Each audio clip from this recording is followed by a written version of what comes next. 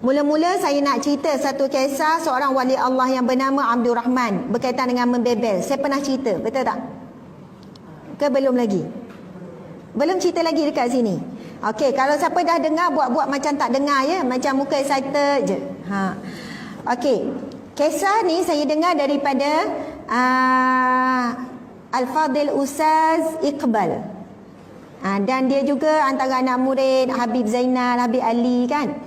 Saya dengar kisah ni, kemudian saya rasa sangat bersyukur bila saya dapat ilmu kisah seorang wali Allah ini memberi jawapan kepada para suami yang banyak meluah rasa tentang tak tahan tentang isteri membebel. Okey. Jadi cerita ni pastikan sampai pada suami masing-masing, okey? Kisah Abdul Rahman, seorang, dia tak tahu dia wali Allah, dia tak tahu. Namanya Abdul Rahman.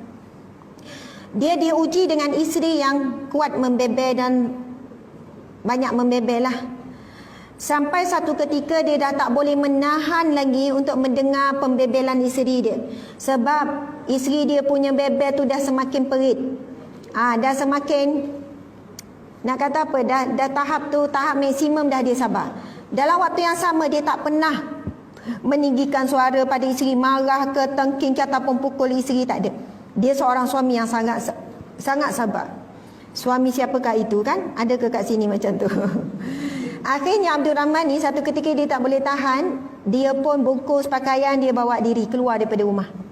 Dah tak boleh tahan. Kalau suami-suami, kalau lelaki ni pergi mengetel lah kan, jumpa kawan tak boleh tahan, bingit dah telinga kan, dia kata cair dah tak telinga dia tu. Lepas tu dia keluar, kemudian dia jumpa satu gua. Dia masuk dalam gua tersebut, dia nampak ada dua orang lagi lelaki yang lain, tapi bukan senasib dengan dia tak. Dia nampak dua orang lelaki, lalu dia bertanya, dia minta izin, bolehkah aku duduk di sini bersama? Dia nampak dua orang lelaki tu sedang melakukan ibadah. Dua orang lelaki tu juga adalah merupakan wali Allah yang sedang bertapa, maksudnya beruzlah, melakukan ibadah.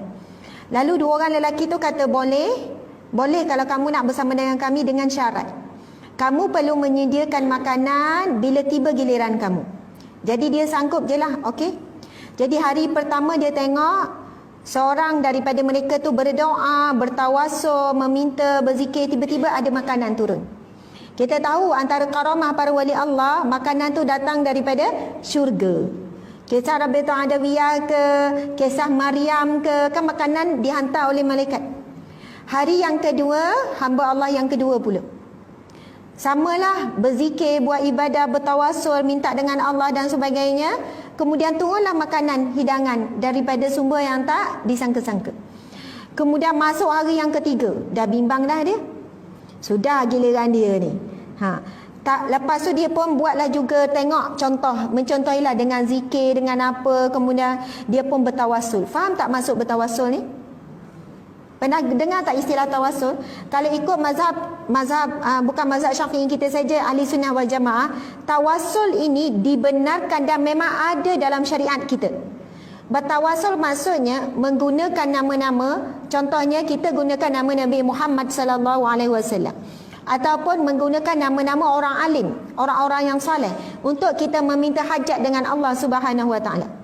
Contoh, kalau dalam sejarah Nabi Adam bertawasul menggunakan nama Nabi Muhammad sallallahu alaihi wasallam. Kalau kita tahu kisah Nabi Adam bila diturunkan ke bumi, Nabi Adam kan zikir dengan zikir apa? La ilaha illa anta subhanaka inni kuntu minaz zalimin. Zikir, tetap tidak dapat lagi jawapan daripada Allah, diampunkan belum dosanya ni. Kemudian akhirnya Nabi Adam berdoa dengan Allah, ya Allah, demi kemuliaan Muhammad, ampunilah aku ya Allah. Ulang-ulang, demi kemuliaan Muhammad. Akhirnya Allah tanya, wahai Adam, bagaimana kamu tahu tentang Muhammad sedangkan aku belum ciptakan Muhammad? Kamu manusia yang pertama kan, dan Muhammad itu Nabi yang terakhir, kamu Nabi yang pertama. Kemudian Nabi Adam menjawab, kerana aku melihat di singgasanamu, di arasmu, tertulis kalimah la ilaha illallah Muhammadun Rasulullah. Samalah juga kita kan kalau doa adabnya kena guna mula-mula puji Allah, alhamdulillah bil alamin, wassalatu wassalamu ala asyrafil anbiya'i wal mursalin.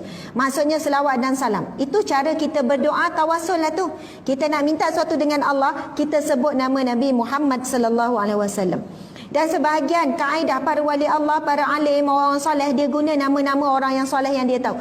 Ya Allah, demi kebaikan si fulan ya Allah. Ya Allah, demi kebaikan Tok Guru ni, Syekh ni, Habib ni, ya Allah, tunaikanlah hajatku ni ya Allah. Menumpang kebaikan orang yang soleh. Kalau kita baca dalam kitab Riyadhus Shalihin, ada kisah yang bertawasul bukan dengan manusia, bukan bertawasul dengan makhluk. Dia bertawasul dengan kebaikan dia sendiri. Ada kisah yang 3 pemuda yang terperangkap dalam gua, lepas tu batu tutup besar. Cerita ini daripada hadis Nabi yang sahih dalam kitab Riyadhus Shalihin. Rasul bercerita suatu ketika dahulu, Rasul kata ada 3 orang pemuda tersekat. Orang pertama bertawasul dengan amal soleh dia, panjang ni, yang ni kita to be continue ya. Orang yang kedua pun bertawasul dengan amal soleh dia. Orang ketiga, akhirnya batu tu mula gerak sikit, akhirnya bolehlah keluar 3 orang tu. Sebab batu tu ditolak, batu besar menutup pintu gua. Nak kata itu adalah tawasul. Kita ada ke amalan yang kita rasa boleh bangga dengan Allah? Ya Allah, kalaulah aku masak hari-hari tu kau boleh terima. Contohlah kan. Ya Allah, pada suatu hari, sebab cerita tawasul tu dengan ibadah tu bukan main-main dia punya ibadah. Dia tawasul dengan kebaikan tu bukan main-main. Yang contoh kisah yang pertama, dia berbakti pada ibu bapa sangat dahsyat. Sampai dia tak akan makan minum, dia boleh bagi anak-anak dia kelaparan walaupun anak minta susu, selagi mana dia tak bagi makan pada ibu bapa. Satu hari ibu bapa dia tertidur. Jadi dia tunggu tu dengan anak isteri dia dan dia kelaparan sampai ibu bapa bangun pagi esok. Bagi makan barulah dia makan. Maksudnya amalan dia buat tu luar biasa sangat. InsyaAllah cerita tu topik continue ya minggu depan. Iklan ya. Okey, jadi cerita Abdul Rahman tadi tu. Lepas tu pasal tawasul tu, dia pun doa. Tiba-tiba turunlah juga makanan. Masya Allah, dia pun terkejut. Turun, dan makanan yang dia turun tu, bahagian dia tu, lebih sedap daripada makanan 2 orang yang sebelum tu. Lebih sedap, lebih lazat.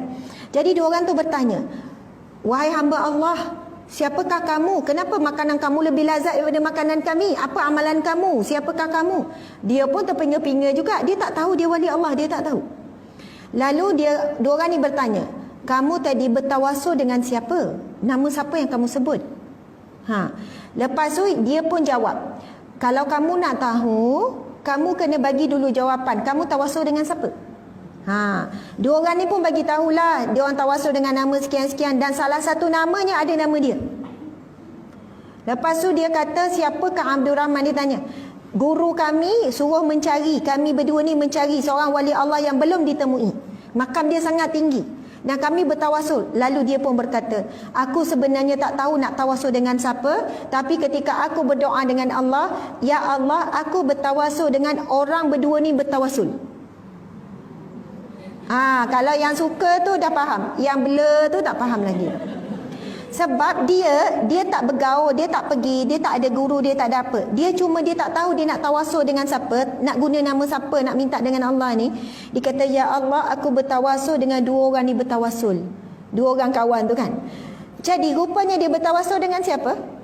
Dengan dirinya sendiri. Dia tak tahu pun. Subhanallah. Jadi bila 2 orang tu tanya, 2 orang ni tanya, apa amalan kamu? Rupanya kamulah orang yang kami cari, Abdul Rahman, ciri-ciri sekian kamu, rupanya orang yang kami cari. Apakah amalan kamu? Dia kata, aku tak ada apa-apa amalan. Aku tak ada apa-apa amalan. Melainkan dalam hidup aku dia uji dengan seorang isteri yang suka membebel. Dan aku bersabar dengan dia dah sekian tahun. Berapa tahun dah aku bersabar. Lalu kawan-kawan tu kata, kalau begitu tempat kamu bukan di sini, tempat kamu di rumah. Makam kamu naik sebab kamu sabar dengan isteri tu. Dia kata betul juga kan. Jadi kaedah cara kedudukan seseorang itu untuk dinaikkan di sisi Allah, ada orang naik makam sebab sabar. Sebab itu orang yang diuji dengan suami atau diuji dengan isteri, apa pun bentuk ujian, anggap itu adalah Allah nak naikkan darjat kedudukan kita. Rupanya 30 tahun suami tak berubah, 30 tahun kita sedang menghimpun pahala sabar. Tak tahu makam tu macam mana, tak tahu, wallahu a'lam. Jadi nak sebutnya, Abdul Rahman ni pun balik Waktu malam kemudian dia bagi salam, isteri jawab tapi isteri tak buka pintu. Tidur dekat luar, tapi ketika tu dia tak ada nak marah dah, tak ada rasa makam naik. Macam tu lah ibaratnya.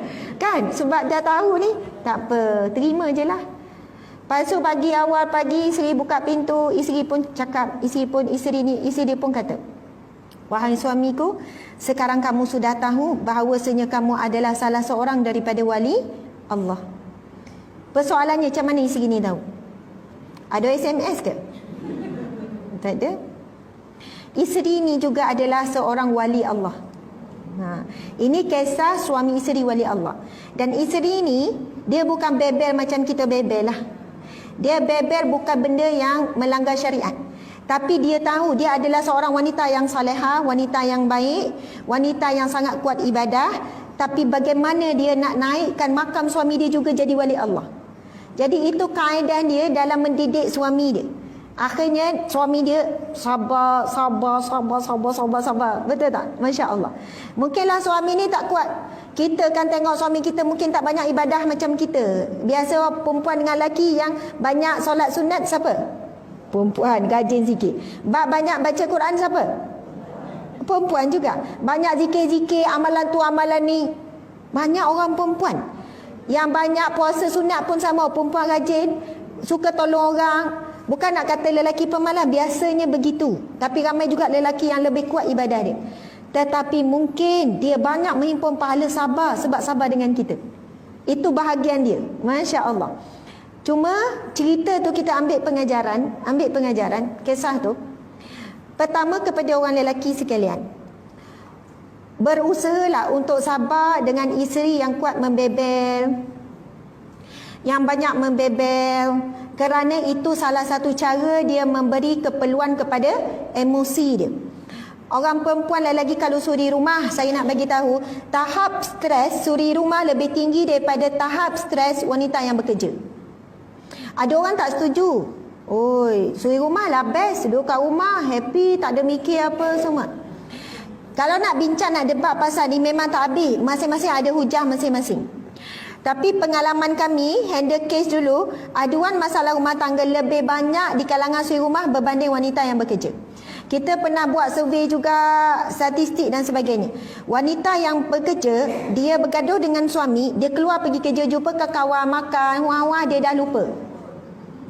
Lepas tu dia dapat gaji, dia boleh reward diri sendiri, dia boleh ni dan sebagainya. Ini yang okey lah, yang tak okey kena tanggung suami tu cerita lain. Lepas tu kalau isteri rumah pula, dia tak ada kawan lain, kawan dia adalah suami. Betul kan? Bergaduhlah dengan suami dia pagi, bengkak tu sampai petang. Selagi mana suami tak mesej minta maaf nak settle ke apa. Tapi suami pergi pejabat dah lupa dah isteri tengah menderita kat rumah ni. Kawan suri rumah siapa dia? Mesin basuh, pinggan mangkok, periuk belanga, kain, tu kawan dia. Kawan yang tak ada suara. Kalau baling pun senyap, tak sentuh pun senyap, maksudnya bebel lah seorang-seorang, faham tak? Jadi kadang-kadang isteri ni tunggu suami balik. Kan? Suami balik buat tak tahu. Dia menunggu-nunggu nak borak, nak bercakap sebab emosi dia, nak keperluan emosi bercakap. Suami pula buat muka letih, penat. Saya stres ni, saya penat ni. Macam mana masa tu downnya emosi isteri. Down sangat. Jadi benda tu dua-dua sebenarnya ada. Tapi nak bagi tahunya, motivasi kepada para suami sekalian, selagi mana isteri tu dia tak bebel maki hamun, dia tak bebel benda-benda yang melampau syariat, sabar je lah. Dia ulang benda yang sama je. Anggap seperti kicauan burung. Jangan bagi masuk. Ini kepada suami lah ni, kepada lelaki. Sebab suami tak boleh minta, boleh tak awak diam satu hari? Nak tanya boleh tak diam satu hari? Tak boleh. Diam tu kalau sakit je, betul tak? Jadi ini orang tua, kalau makcik-makcik mungkin cerita ni tak relevan sebab makcik-makcik dah tak larat bebel. Tapi masa muda dulu kuat bebel tak? Tak juga. Ada yang tak, ada yang bebel. Okey.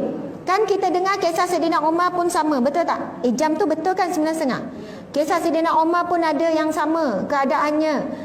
Seorang sahabat nak pergi mengadu kepada Saidina Umar. Dia tak tahan dah kena bebel. Rupanya cerita bebel ni daripada zaman sahabat Nabi lagi.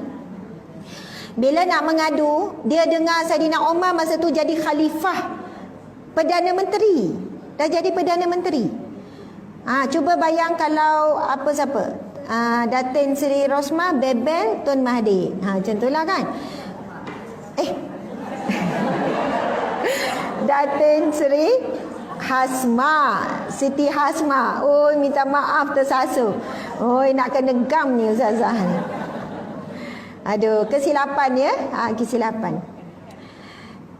Itu normal. Sebesar mana pun seorang suami. Saya nak kata ibarat tu, masa tu dah jadi Amirul Mukminin. Saidina Umar ni terkenal dengan tegas.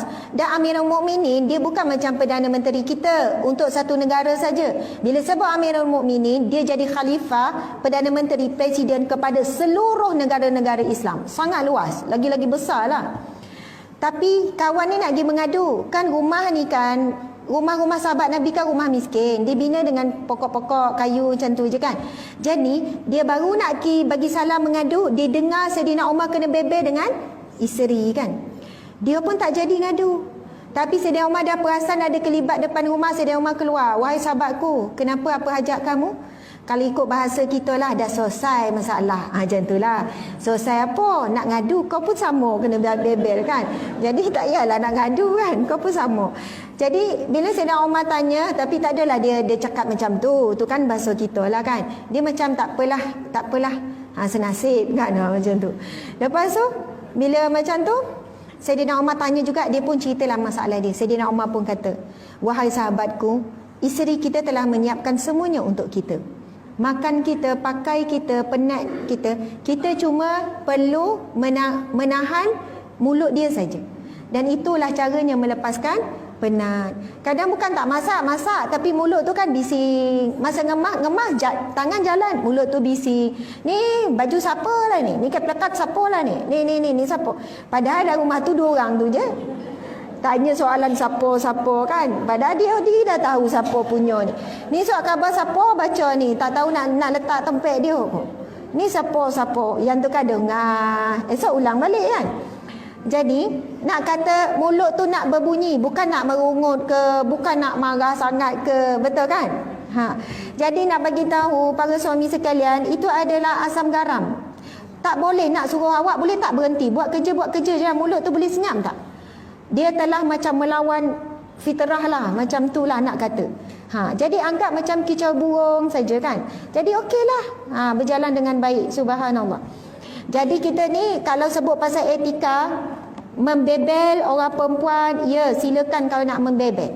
Larangan pertama dalam membebel, tolong jangan menggunakan perkataan yang kesat. Elakkan nak bebel macam mana. Contoh perkataan kesat apa? Kita bebel pasal adalah satu pinggan tak basuh. Janganlah guna perkataan, kalau setakat ni pinggan siapa lah ni. Jangan sampai keluar pemaleh, betul. Kan tu dah kesat, betul kan? Padahal semalam suami dia perajin. Maksudnya semalam suami dia basuh. Masa basuh tak ada disebut. Siapalah basuh pinggan tak ada sebut. Masa malas tu lah disebut-sebut, betul kan? Jadi kita takut bila kita sebut bagi gelaran pemalas, seolahnya, yelah saya ni pemalas. Soalannya menghapuskan kebaikan dia yang belum ni ada, dia tolong siram. Ada dia buat kerja, nampak tak? Purple tu memang ni pengotor. Padahal time tu dia kotor sikit, tapi terus letak pengotor. Purple ni kan dia menunjukkan peribadi, betul kan? Sakit perkataan tu. Walaupun macam tak adalah makin amun, tapi purple tu menunjukkan peribadi. Penangguh buat kerja mesti nak nangguh. Pada tu lah dia nangguh sekali. Kita yang bercakap ni lagi banyak nangguh. Okey. Yang kedua, dalam membebel tolong jangan mengungkit. Ungkit kan? Dia bebel cerita hari ni, dia ungkit cerita yang tahun lepas tu. Habis dia ungkit. Masalah tu bab ni. Ni serupa lah daripada dulu ni. Samalah macam ni bebel ungkit. Apa ni? Yang tahun lepas, yang panggil lama-lama. Yang ketiga, jangan buat perbandingan. Dalam membebel jangan banding. Marah-marah. Awak jadilah macam suami orang sebelah tu. Cuba awak tengok dia tu. Petang-petang keluar rumah, tolong isi siram pokok. Saya ni. Jangan sekali-kali buat perbandingan. Awak ni gini-gini. Macam ayah saya. Ayah saya tu kan, walaupun ni banding dengan ayah kita pula. Saya nak tanya, bila kita membandingkan dengan orang lain, kita akan banding yang baik ke yang tak baik? Kita akan banding yang baik-baik je. Sebab nak bagi tahu buruknya dia ni, kita akan ambil yang baik-baik orang. Cuba tengok tu, tengok jiran depan pula. Mesti kita akan ambil yang baik-baik. Padahal masing-masing ada kelemahan dan keburukan. Kita tak tahu yang rajin siram pokok tu rajin juga pukul isi. Contohlah, kita tak tahu. Kita tak tahu keburukan orang lain, tapi kita cenderung melihat kebaikan. Sikap membanding sangat bahaya. Kita akan banyak melihat keburukan pasangan dan akhirnya kita akan melihat, kita mengumpulkan apa? Kelebihan-kelebihan orang lain dan mengumpul keburukan-keburukan pasangan. Na'udzubillah min zalik. Kemudian tip yang sangat bagus kalau boleh diamalkan, kalau bolehlah. Wahai para wanita di luar sana, peringatan untuk diri saya juga. Kalau kita rasa macam ada benda yang kita nak cakap dengan suami, dan biasa kalau cakap ni jadi cerita panjang juga ni, jadi bebel juga ni. Kita mula dulu dengan doa. Doa apa? Rabbi syrahli sadri wa yassirli amri wahlul 'uqdatam min lisani yafqahu qawli. Ini bukan gurau-gurau, bukan main-main ni. Sebab ada benda kita nak cakap dengan suami, tapi suami terus macam, alah, malah dengar, awak tu benda sama yo. Faham tak? Memang benda sama pun kita nak tegur ni. Nak tegur pasal apa? Contoh, pasal nak pujuk dia, nak tegur dia, pergilah sembahyang kat surau. Awak dah tua. Betul kan? Rumah dekat surau, malulah tak pergi surau. Tapi dia, bila hari-hari kita ulang, dia akan anggap bebel. Betul tak? Bukan nasihat. Dia akan anggap bebel. Contoh, awak nak pergi surau, awak pergilah. Saya malulah kalau saya pergi, awak tak pergi, apa kata orang pula. Awak pergi, saya pergi. Boleh jadi bergaduh tak pasal tu? Boleh jadi bergaduh. Awak ni gini. Ada orang memang walaupun dah tua susah nak pergi surau, betul kan? Ini kalau semua suami masing-masing ni penuh surau ni, tapi berapa orang je yang sampai kan?